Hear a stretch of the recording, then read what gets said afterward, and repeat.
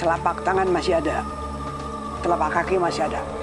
Selebihnya tuh jaringan seperti kambing guling lah, saya ratusan potong. Bahwa ada luka tembak di leher belakang dan pelurunya nyangkut di kulit di sebelah sini. Melihat lubang kecil dengan kerusakan yang masif, apa kalau bukan luka tembak?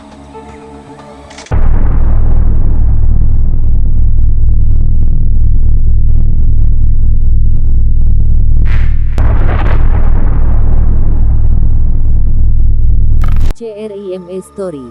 Misteri tak terungkap mutilasi Setiabudi 13.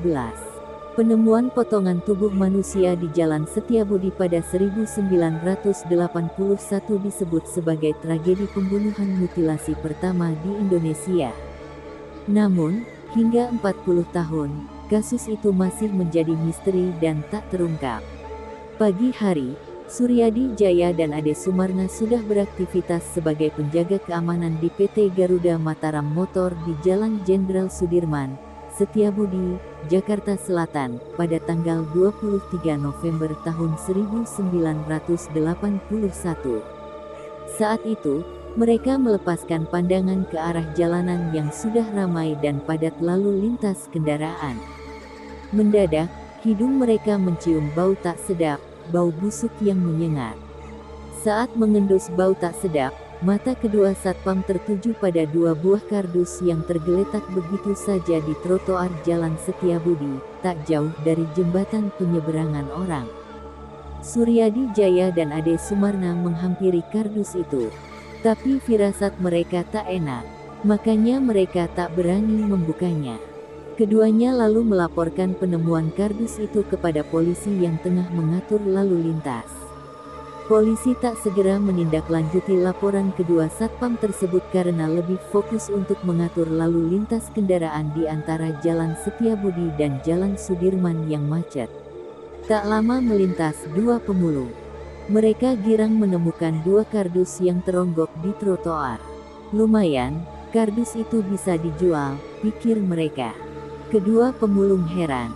Begitu diangkat, kardus tersebut berat. Penasaran, keduanya membuka kardus tersebut.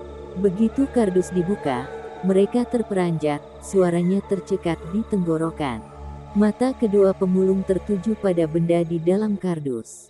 Isinya sepotong kepala dan potongan tulang belulang manusia. Bukan hanya itu, kardus kedua ternyata berisi potongan-potongan daging dan organ tubuh manusia. Kedua pemulung itu berteriak mengundang kerumunan orang yang tengah berlalu lalang di jalan itu. Polisi yang tadi dilapori oleh satpam menghampiri lokasi itu. Polisi awalnya tak percaya dan menduga itu mungkin potongan daging sapi. Tapi, ketika polisi melihat langsung isi kardus, bulu kuduknya langsung berdiri. Potongan tubuh itu lantas dibawa ke Rumah Sakit Cipto Mangunkusumo, RSCM, Jakarta Pusat. Keesokan harinya, warga terkejut oleh headline semua koran yang beredar. Baru pertama kali itulah terjadi kasus penemuan korban mutilasi di Indonesia. Bahkan kasus itu pun dinamai mutilasi Setiabudi 13, berdasarkan 13 potongan tubuh manusia yang ditemukan di Jalan Setiabudi. Tapi banyak juga yang menamai kasus mutilasi ini dengan sebutan Pesona 13. Almarhum Dr. Abdul Munim Idris, ahli forensik legendaris dari RSCM, adalah ahli forensik RSCM yang memeriksa korban mutilasi itu. Ia mengatakan, dari hasil autopsi tulang belulang dan daging, diketahui pelakunya sangat sadis. Si pembunuh tak hanya memotong-motong tubuh korban, tapi juga menyayat dan mengupas seluruh daging dari tulangnya. Yang uniknya, wajahnya tidak diapa-apakan. Telapak tangan masih ada, telapak kaki masih ada, selebihnya itu ia seperti kambing guling, disayat-sayat ratusan potong. Kemudian paru, hati, dan limpa masih utuh, kata Munim Idris dalam acara Mata Najwa edisi tanggal 18 September tahun 2013. Pembunuhan dan mutilasi diperkirakan terjadi pada tanggal 21 November tahun 1981 karena jasad korban saat ditemukan sudah membusuk. Pelaku memotong korban menggunakan gergaji besi karena ditemukan bekas gesekan kecil pada tulang belulang. Diperkirakan usia korban antara 18 sampai 21 tahun, tinggi badan 165 cm, tubuh agak gemuk dan tegap, terdapat tahi lalat.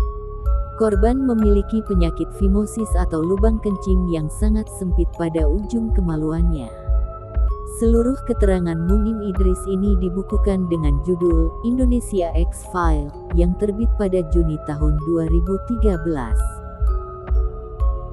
Korban dimutilasi lebih dari satu orang.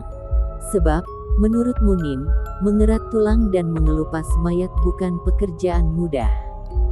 Saat itu polisi pun menduga pembunuhan keji itu dilatar belakangi balas dendam.